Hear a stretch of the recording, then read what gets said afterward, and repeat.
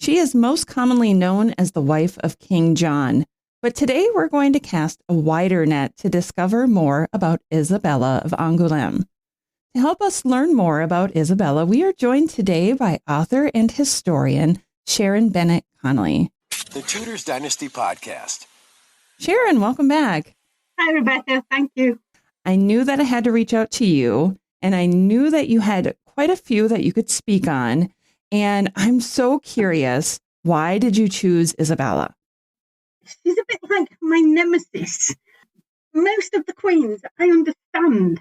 Isabella, I just cannot get an angle. I just don't, you start off feeling really sorry for her when she's married to King John, but then some of the things she does after John's death, you're not so sympathetic. And it's like trying to, when I wrote Ladies of Magna Carta, in which Isabella gets a whole chapter, I was trying my best to be sympathetic to her. But some of the things she does, you're just like, oh, honestly, seriously, woman, why did you do that? That it's just, I can't, she is such an enigma. She's so interesting. I hope one day I'll write a biography of her because I think she really does deserve it, to find out exactly what motivated her. I'm interested to learn about her because she is really one of those queens who I think I've avoided because there was nothing that really drew me in. And King John really is kind of, in my opinion, has always been one of those boring kings. He's that one who didn't do much or got in trouble and the Magna Carta and all of that. And that just has never been a big pull for me. So I'm really excited that you're going to tell us a little bit more about her today. You see, I'm the other way around. John is fascinating to me. I know he's a bad king, and I can tell you all the bad things he did. But his reign from start to finish was non-stop. There was 17 years of just one thing after another. That's what I find fascinating about John. You just, from beginning to end, he's always in trouble. Well, I am hoping that today on this episode, you are going to convince me to be more fascinated by both of them. So let's start with Isabella and let's go back to her childhood, which admittedly was not very long because we'll get to that shortly. Yeah. But can you tell us a little bit about who her parents were, where she grew up, and maybe what her education was like? We know nothing about her education, to be honest. We don't even know the year she was born, which is really sad. We know her parents were Audemars or Ademar, however you pronounce it, the Count of Angoulême, and her mother was Alice de Courtenay. Now, Alice was, she had been married before to the Comte de Joigny, but that was annulled because of consanguinity. They were too closely related. But she had a son by the Comte named Peter. And you do hear later on there are rumours of Isabel, probably mostly really totally false rumours of Isabel and her brother, her half-brother, having an affair. You find this a lot about Isabel. There are rumours everywhere. Most of the chroniclers were particularly unkind to her. And she was related, Isabel was related to most of the royal houses through her mother. She was related to the French. Her mother was a cousin of the King of France. She was related to the houses of Jerusalem, Hungary, Aragon, and Castile. She was really well connected. And she was, at a very young age, she was betrothed to Hugh IX de Lusignan, who was the neighbouring lord to Angoulême. And the problem with this was, as far as King John was concerned, if Lusignan and Angoulême and the county of La Marche, which John had just given to Hugh IX, were all joined together, they would basically cut across Aquitaine, the English domain of Aquitaine, so that it would split it into north and south with Angoulême, La Marche and Lusignan in the middle. This wasn't exactly, it would give the Angoulêmes the Lusignans a really powerful hold on the centre of Aquitaine. And the Lusignans hadn't always been faithful to their Aquitanian overlords. In fact, they had actually tried to kidnap Eleanor of Aquitaine, the Queen of Henry II, some years before, when they even captured William Marshall, the future chap who would be known as the greatest knight, and murdered the Earl of Salisbury, Patrick Earl of Salisbury. So they were dubious loyalty, although they'd been good friends with Richard I.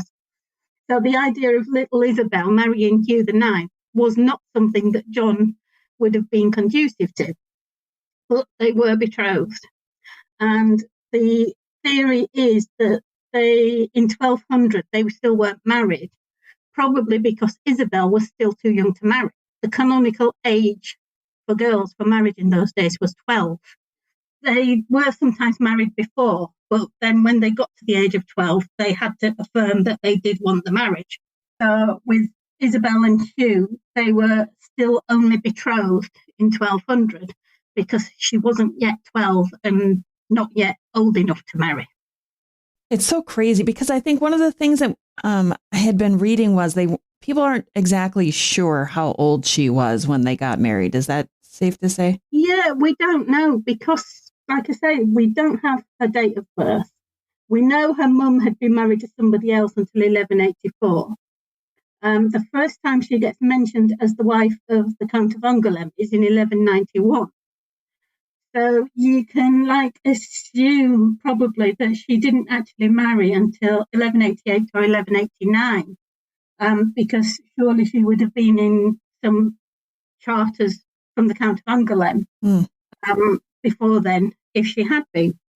Originally, her father was arranging this marriage with this Hugh guy, but then the opportunity to marry the King of England came in and he was like, okay. Yeah, well, you want your daughter to be a countess or a queen. Right. I mean, and to have your son-in-law as either the neighbouring lord, who's actually beneath you. You know, he was only Lord of Lusignan. He only just been made a count by King John. He'd only just been made Comte de la Marche. So he was beneath the Count of Angoulême sort of thing. You know, in the social sphere, Angoulême was a big place, La Marche not so big. So either having your daughter marry a son-in-law beneath you, or one who was King of England, Duke of Aquitaine, Duke of Normandy, Count of Anjou, Lord of Ireland. The list went on with John, who, I think I wouldn't have had it. I don't think it was too difficult a decision for the Count of Angoulême to say, actually, you know what? Yeah, John can marry her. Right, exactly. And there was quite an age difference between John and Isabella. How old was he when they got married? John was about 34. Whoa.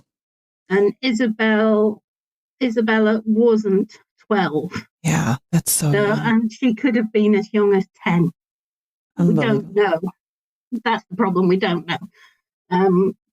But it does put a slight slant on things when, people are talking about Isabella's beauty.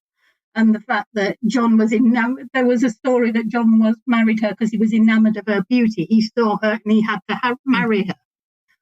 Which, if you were thinking about an 18-year-old girl, you don't, I get that.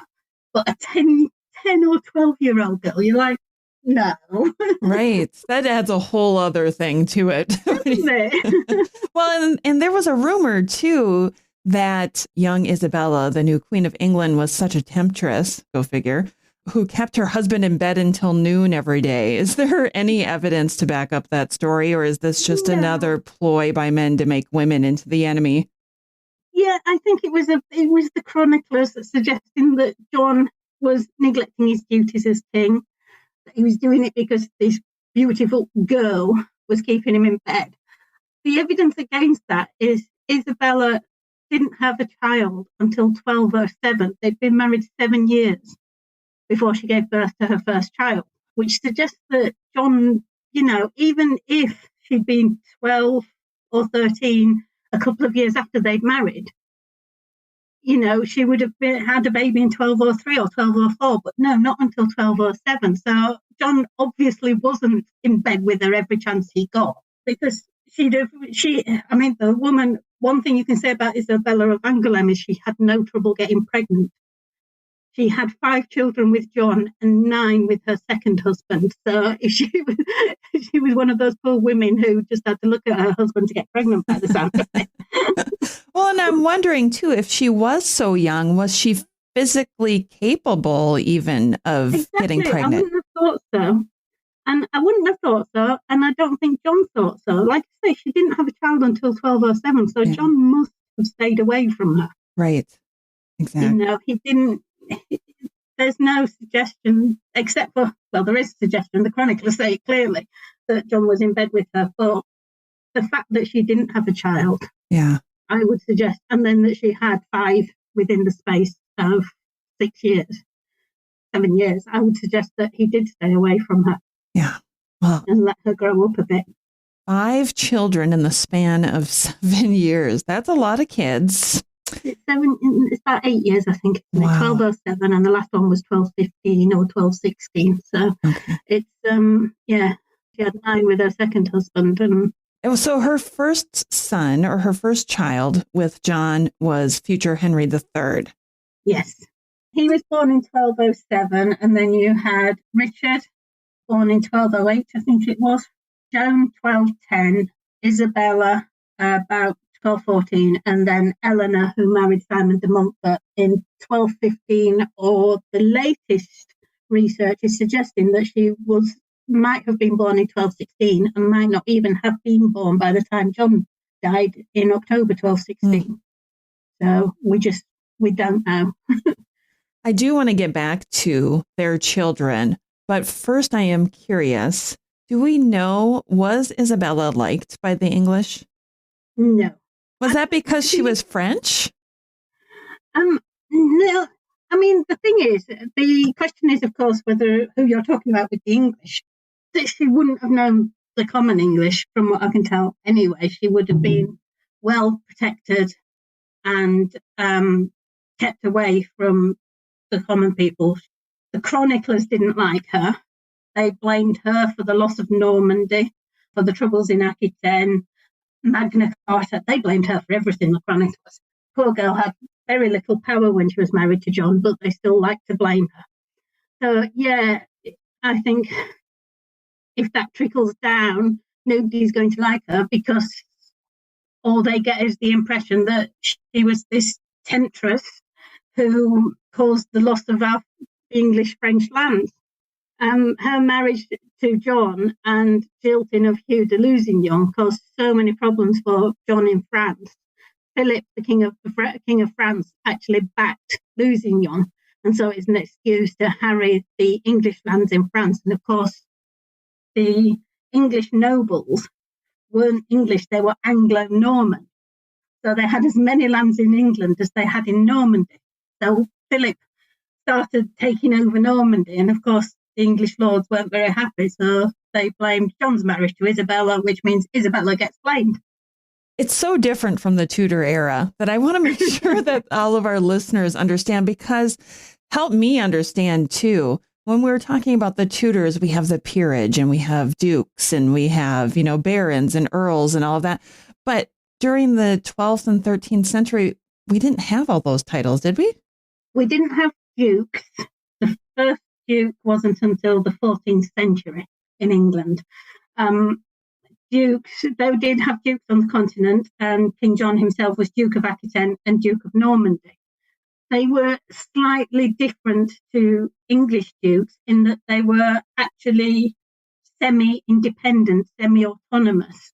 They had an overlord, but in their own lands, they were the boss, which is, like William, Duke of Normandy. He had to pay fealty to the King of France, but he basically ruled Normandy as he wanted, and so did Henry II, Richard I, and King John.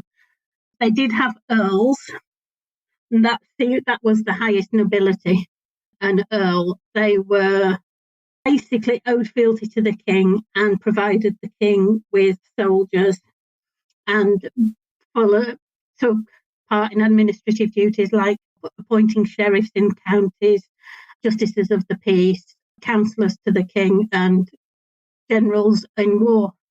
It's so fascinating how different it is when we were just looking at a few centuries of history over there.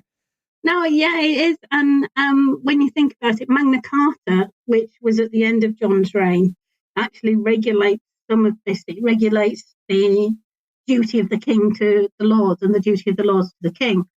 And although it failed as a treaty when it was sealed in 1215, throughout the 13th century, you see it coming more into prominence and being used again and again to tell the king what his duties were and to tell the lords what their duties were. So that by you get to the Tudors, everybody knows where they're supposed to be. Right. But there's been a lot of wrangling beforehand for the Royal Society to be as so established as it was in the Tudor age. Let's shift gears a little bit and talk about what court life maybe was like. Did Isabella have any roles or responsibilities at court? No, unfortunately not. And it is she was seems to have been kept very secluded. She was with John some of the time. When she wasn't with John, she was for the early part of her marriage, she was placed in the custody of Isabella of Gloucester, who was John's first wife. And she had an establishment at Winchester and was given £50 a year to live on. And when Isabella of Angoulême moved in with her, she was given an extra £30 a year so that she could look after the Queen. Someone marries the King of England. They're given lands from which they can take their own money. You know, their lands earn money, and that is their money. And they're given an allowance from the king, and they're given something called Queen's Gold, which is a tax on top of taxes and fines that are paid to the king. And all these are set up to finance the Queen's household and to allow the Queen to distribute largesse, to give donations to churches and to patronise people. And Isabella wasn't given any of this. She relied totally on money given to her by King John and didn't have any income of her own. So she had no establishment of her own. So she was totally dependent on what John wanted her to do at any particular time. In a lot of the references to her in the letters and papers from John, she is often referred to as being in custody. And you just imagine that he seems to be a very controlling husband, mainly probably because of his paranoia and the state of the country at the time. And the fact that she was very young, I assume, had something to do with it. But yeah, seems to have been very controlling and kept her closely guarded rather than allowing her much freedom. I have to go back to this because even a listener had commented about Isabella being sent to live with John's first wife. Can you give us a time frame on when that was? Was Isabella already a mother at that time? No, this was, she moved out from living with Isabella of Gloucester just before the birth of Henry.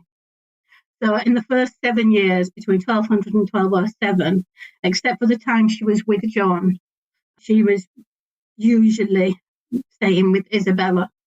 And it sounds really awkward. Second wife staying with the first wife. Right. And when I was writing Ladies of Magna Carta, I was thinking, oh, that must have been really awkward and uncomfortable for both of them. And then I thought about it. Isabella of Angoulême was 10 or 11 or 12. She was a child, moved away from her parents, her country, everything she knew, brought into this foreign land. Luckily, everybody spoke French in those days, so there wasn't so much of a language problem. But just everything would have been so unfamiliar to her. And then she's placed in the household of this woman who was married to her husband, but now isn't, and is about 40 years old. In fact, she was a little older than John, so she's about 40 years old. But she has no children of her own. So I'm there thinking, actually, Isabella of Gloucester might have actually taken Isabella of Angoulême under her wing and sort of protected her and helped her. Because she would have never seen Isabella of Angoulême as a threat. She was more than happy to no longer be married to John, I believe. And she was more or less a prisoner herself. John had divorced her, but retained her wardship. So he basically administered her lands and took the income from her lands and he would do for another 15 years before he decided he'd marry her off for an extortionate amount of money, just so that because he could get £20,000 for her. Always the money. You see what I mean about John? So do we know, did John and Isabella of Angoulême have a good marriage? Were they happy? We don't know. I can't imagine them being very happy. But then Isabella of Angoulême would have known nothing else. Her only experience of marriage would have been with John. Her only experience at 10 years old and married off to John, her only experience of anything would have been with John. So they obviously got on to some extent because they did have 5 children together. Right. And John did send Isabel gifts and things like that. For example, I'm just having a look in my sources now. In 1207, he sent her a gilded saddle and harness, 3 hoods of varying colours, 100 yards of fine linen, 2 tablecloths, 4 towels, half a knot of skin, and a belt. So he was very generous with her, and obviously knew that blokes are supposed to send their wives gifts. And like I said, they did have 5 children. So I can't imagine it was an acrimonious marriage.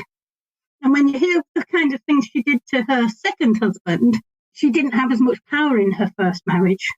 It doesn't look like she had as much discontent either. We talk about their children, and I'm curious, what kind of relationship did Isabella have with her children? Was she involved at all, or was this one of those instances where they were all raised by other people and she wasn't involved? They were all raised by other people, and I do feel for her. You just wonder whether or not that was by her choice or John's choice. I mean, when the later children were born, England was in a very precarious state, bordering on civil war. So when the girls were born, they would have been sent to secure places to make sure that they were safe and could be raised in security and comfort. Yeah. But then you hear of Isabella leaving them all in 1217 to go back to Angoulême, and you wonder how much she thought of her children. But it may well be that she just wasn't allowed to get close to them. Yeah, that's sad. Let's talk about this a little bit then. So how did Isabella react when things began to go wrong for John? Do we have any records of how she felt, which I doubt we do, but do we know anything about how she reacted to this? We don't know anything. She is an enigma in the Chronicles. It's great to be able, the chroniclers loved having a go at her and blaming her for everything, but they don't paint an accurate or fair picture of her. So we don't know. She was in the West Country when the Magna Carta crisis was at its height, because the West Country, the southwest, Devon and all that area were relatively secure and safe and in John's hands. So she and Henry, her eldest son, were in castles down there, safe and secure, while John was fighting to hold on to his throne. So we don't know what her response was, to be honest. I can imagine it. There was probably some fear involved. She must have been petrified. Yeah. Her children were, especially Henry, were, if anything happened to John, her children would be at risk, especially if the country couldn't be secured for Henry. England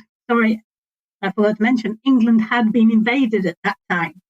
There was half the country was in the hands of rebel barons, and Louis, the Prince of France, who was the son of King Philip II, he decided to chance his arm when barons contacted King Philip and said, "Would you come over and be our king?" King Philip said no, but Louis said, "Oh, I'll give it a go," and brought soldiers and reinforcements to England to try and claim the throne for himself. And he had been proclaimed king in London. It's just John was still king. In the Magna Carta, for those who are unfamiliar, because I feel like this is a topic we haven't covered very much on this show, can you just give listeners a brief idea of what the purpose of the Magna Carta was? The purpose of the Magna Carta was, the main purpose was to bring the king under control, to protect the people from the excesses of the monarchy, and to iron out some of the issues that the lords had with the king. A lot of them, it's like weights and measures were regularized. London was given its rightful place to actually just control itself. The English church everything was sorted so that the English church had confirmation of its rights. The main clauses that everybody knows these days are 39 and 40, which was the right to trial by jury and the protection from the sale of justice. So bribery was rooted out of justice, and no one could be imprisoned or have their goods stolen without having been tried by a jury. There's other things in there. Widows' rights were protected so that their lands could be inherited by their heirs without being stolen by the king. Widows were allowed to marry with the permission of the king so long as they paid a fine. They were just everything that was wrong, it was supposed to put right. And there was mention in there about something about Isabella, but just not by name. Yeah, she's mentioned 61, I think it is, where he grants everything is done in the name of the king and the queen and the king's heir, where the king's castles and things are protected from being seized by everyone, because he says, all the land shall destroy and distresses in every way they can, namely by seizing castles, lands, possessions, and in other such ways as they can, saving our person and those of our queen and our children, until in their judgment amends have been made.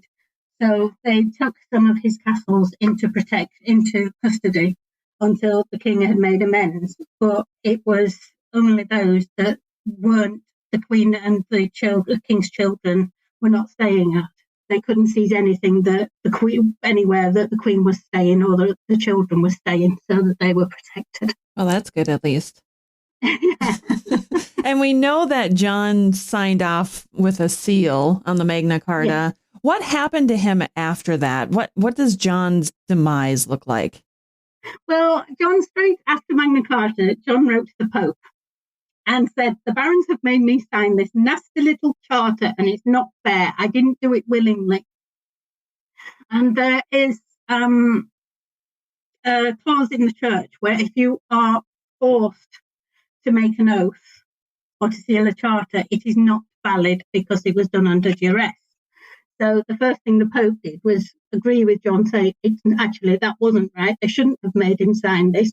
So he annulled Magna Carta and sent the annulment back to England with orders to excommunicate those barons who had made John sign it. It wasn't really necessary for the Pope to do this, because by the time that the papal bull got back to England, civil war had erupted anyway, because John wasn't living by Magna Carta and the barons were sure John wasn't going to stand by Magna Carta, so they'd already decided that they were going to carry on with their rebellion. So by the time the papal bull got to England, John was besieging Rochester Castle and successfully besieging it. Actually, it did actually win the castle, and civil war had broken out in England. And for the next 18 months, 12 to 15 months, the civil war just raged throughout England. John was going up and down the country, putting out fires, saving his people from castles being besieged, losing his crown jewels in the wash. And then in October 1216, he fell ill while in Lincolnshire. He was at Slineshead Abbey when he fell ill with dysentery, and made his way to Newark Castle in Nottinghamshire, which was a palace owned by the Bishop of Lincoln. And there he fell desperately ill and died on the night of the 19th of October. So suddenly, in the midst of the Civil War, the king's dropped dead, and his son and heir is a 9-year-old boy. That sounds familiar. Yeah. So you've got this poor 9-year-old boy, Henry, who is suddenly King of England. And John's advisors had to act really quickly because Louis was still in England. And if Louis heard about John's death in England, he was in London, he could have actually got himself crowned really quickly and become King of England. So William Marshall and Hubert de Burgh, who were John's closest advisors at the time, had Henry brought up from Devizes, I think he was staying at in Devon, and Isabella as well, from where she was staying. I think she was at Corfe, or it might have been the other way around. But they all met at Gloucester. And the first thing they did when they met at Gloucester was to get Henry crowned. Of course, he's only 9 years old, so the crown would be rather large for him. So they used a circlet given by Isabella to crown little Henry. And then the Hubert de Burgh and William Marshall and the papal legate, Guala, I can't remember how to pronounce his surname, all made sure that Henry succeeded and set the regency up with William Marshall at the head, who was the best man for the job, although he was in his 70s by this point. He was the most experienced knight around. He was Earl of Pembroke, and he knew how to fight, so he knew how to win this civil war, which is what he went on to do.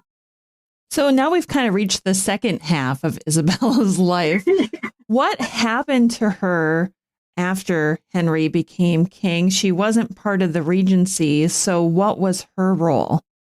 She didn't get one. Nobody gave her a role. Henry was put into the custody of Peter de Roche, the Bishop of Winchester, to continue his education and upbringing. William Marshall was the regent, so he was the one acting as king whilst Henry was still young. There was a whole privy council set up to help rule the country, with William Marshall at the head, Hubert de Burgh, the papal legate Guala, and a load of other lords, but not Isabella. She wasn't given any job, and she also wasn't given her money. When a queen dies, she is supposed to be given the dower lands. The whole idea is that they support her in her widowhood, and they didn't release that money. So she was there in England. Her children were in other people's custody, being raised by others. She had no responsibility for Henry's upbringing or the running of his country, and she was basically left out in the cold. And because she'd had such a bad press, nobody actually wanted to bring her into the fold or to give her any responsibility and let her be part of her son's administration. So she was just there redundant and with no money. So she had very few options, except in France, in Angoulême, her dad had died. She was Countess of Angoulême in her own right. If she went home, she would have responsibilities to rule her own county. She would have her own money to do it. You know, you can understand why she just thought, if I can't do anything here, I might as well go home. Right. Yeah, because if she had stayed in England, then she likely would have had to marry somebody just to survive. Yeah. Well, she would have, because they weren't giving her money. So Right. she would have needed something, and she didn't have any protectors. She'd been kept so isolated by John. She didn't know many people in England. And she certainly, and like I say, everything she had at home, she would have some independence. She would have control over her own life for the first time in her life. But she had to leave her children behind. And I think that's the sad part, isn't it? I think it is very sad. And I really do. I feel for Isabella. I think because of the life she'd had up to that point, she must have had some very dark thoughts and dark times. And you just wonder how on earth she actually managed to get through it all. Do we know, did she have any involvement in the marriage arrangements of her children? No, that was all John. I mean, the eldest daughter, Joan, the first time she's mentioned in marriage is actually before she's born. In 1209, the Treaty of Norham between King John and William the Lion of Scots. In that treaty, John is given custody of William the Lion's two eldest daughters and agrees to arrange their marriages, possibly one to his eldest son. And the treaty also says that William's son Alexander will marry the eldest daughter of King John, even though he hasn't got a daughter yet. So poor Joan. A little presumptuous there. So poor Joan is almost married off before she's even born. But then when she is born, John actually decides that by the time she's 4, that a more suitable marriage as far as John was concerned would be in France rather than in Scotland. To be fair, it seems likely that John agreed for the marriage of a daughter to the son of the King of Scots as a way of preventing the son of the King of Scots from marrying elsewhere. So the idea was to actually dangle the idea of an English princess so that he didn't look to France and a French princess and a French ally for marriage. But then when John finally did have a daughter, he was looking to appease Hugh de Lusignan, not Isabella's former betrothed, Hugh de Lusignan, but his son, Hugh de Lusignan X. You get it every now and then when you read about Isabella and Joan and Hugh. You do see a confusion as to who Joan was actually betrothed to, but she wasn't betrothed to the man who'd been betrothed to her mum. She was betrothed to that man's son. So her mum was betrothed to Hugh IX. Joan was betrothed to Hugh X. And there seems to be some confusion as to what happened with Joan. This was when she was 4, she was betrothed to Hugh X. And it's possible that she was actually left in Hugh's custody at that point and left England when she was 4 in 1214. So some sources say she left England and grew up in Hugh's family, and some sources say she was in England. So I haven't worked out exactly where she was yet. But all this changes when her mum comes over to Angoulême and is discovered Hugh and Isabella. So Isabella, who'd been betrothed to Hugh IX, now meets Hugh X and marries him. And she sends this letter back to Henry explaining the reasons for the marriage, which are basically that Hugh is being advised that he needs to marry straight away and that he needs to marry a woman who can give him children straight away. And Joan at this point was still only 9 years old. And the idea is that if he doesn't, he needs to put Joan aside and marry a French princess. And Isabella's argument was, I married Hugh so that he didn't marry a French princess because that would have been bad for England. Interesting. There's so much politic, isn't there? It is. And you see, when she's back in Angoulême, she's writing to Henry often to excuse her actions because some of the things she does are not in the interest of England. And you get this feeling that she's expected to act in England's interests all the time above Angoulême's. You know, everybody is criticising her because she's not acting in the interest of England, but she is acting in the interest of herself and her county of Angoulême. And she's actually on the ground having to live in Angoulême with the French army on her borders most of the time and trying to encroach on her lands.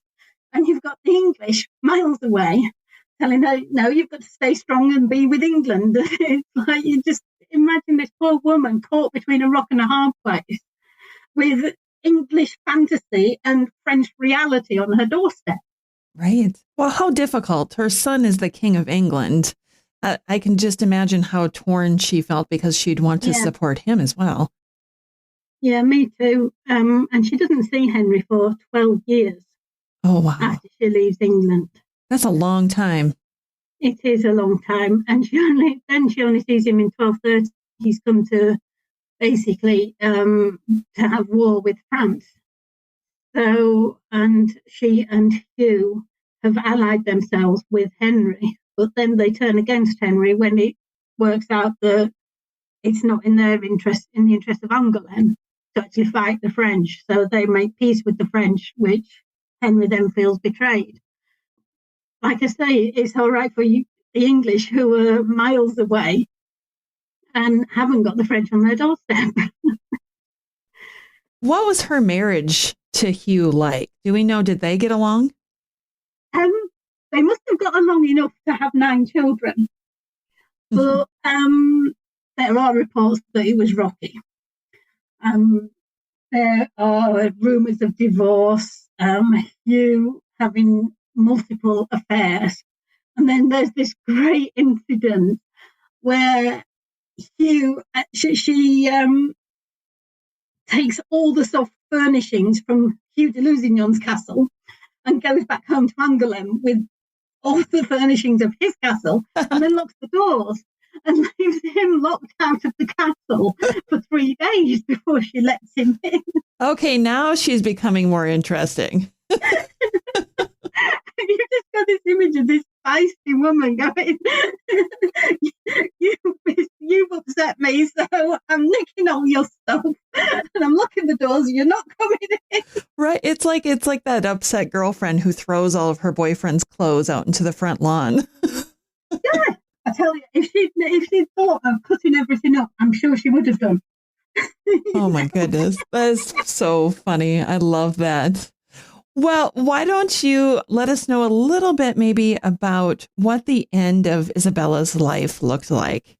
It's a sad one, actually, when you think about it, because there are instances where Isabella is slighted by the Queen of France, Blanche of Castile, who is actually her niece by marriage because she's John's sister's daughter.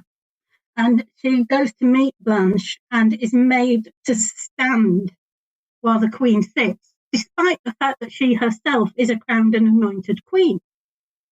So she has this very rocky relationship with the French monarchy. And then she gets accused. There are these 2 chefs who are accused of trying to poison the King of France, and they admit or claim that they did it on Isabella's orders. So Isabella, rather than admitting it or denying it, she doesn't do either. She runs to the Abbey at Fontevraud, where Henry II and Eleanor of Aquitaine are buried, and Richard I is buried. It's the Plantagenet mausoleum. And she goes and seeks sanctuary there, and is eventually veiled as a nun before she dies there. It's a great ending for Isabella, I suppose, because it's exactly as she lived, still full of controversy and conspiracy. But at the end, she does take the veil. She does become a nun and dies there in, I can't remember the year. I didn't expect that ending. No. It's yeah, she is but that is just her. She's an enigma. She died there on 4th of June 1246, and she was buried there with Richard I, Henry II, and Eleanor of Aquitaine. But Hugh de Lusignan was still alive. He didn't die until 1249. So she was buried with her in-laws. Yeah, she was buried with her in-laws, and despite the fact she'd abandoned her English children in 1217, 1218, Henry still felt a lot for her. He had prayers said for her soul. He was visibly upset when he heard the news of his mother's death. And when her French relations, her French children, sought preferment at English court, he welcomed them with open arms. His half-brother, William de Valence, was made Earl of Pembroke. And another one joined the church in England, and his half-sister, Alice de Lusignan, was married to John, the 6th Earl of Warren. So he looked after his siblings from her second marriage as much as he looked after his siblings from her first marriage. We have only scratched the surface of this story, and I want to make sure that everybody knows about your books and how they can find them. Can you go ahead and let them know? Okay, so far I have written 4 books. Heroines of the Medieval World, which is a book about some of the most amazing women in medieval history. There's about 65 women in the book, and Isabella isn't in it, but some of her daughters are. And Nicola de la Haye is, who was one of John's close friends, and she looked after Lincoln Castle and held it against the French so that they could be actually driven out of England. Then I wrote Silk and the Sword, The Women of the Norman Conquest, which looks into the influences of the women and what their roles were during the Norman Conquest.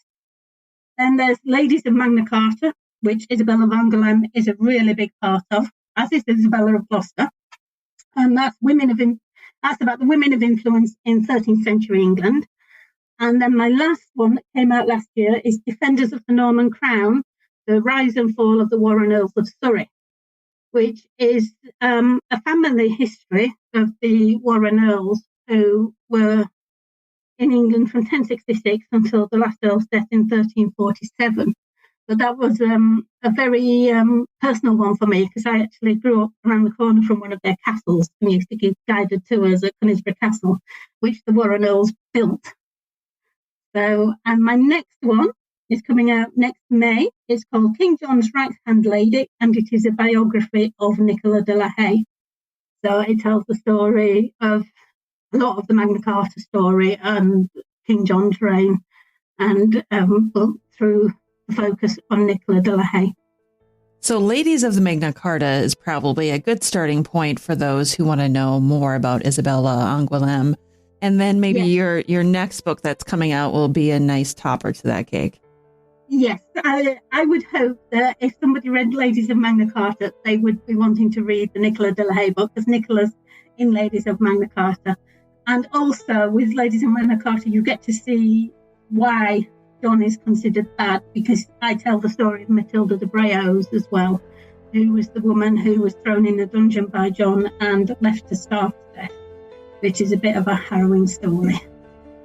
Sharon Bennett Connelly, thank you so much for giving us some insight on Isabella Angoulême today. And I hope to have you back sometime soon to talk about some of these other wonderful women. Thanks for listening to this episode of the Tudors Dynasty Podcast.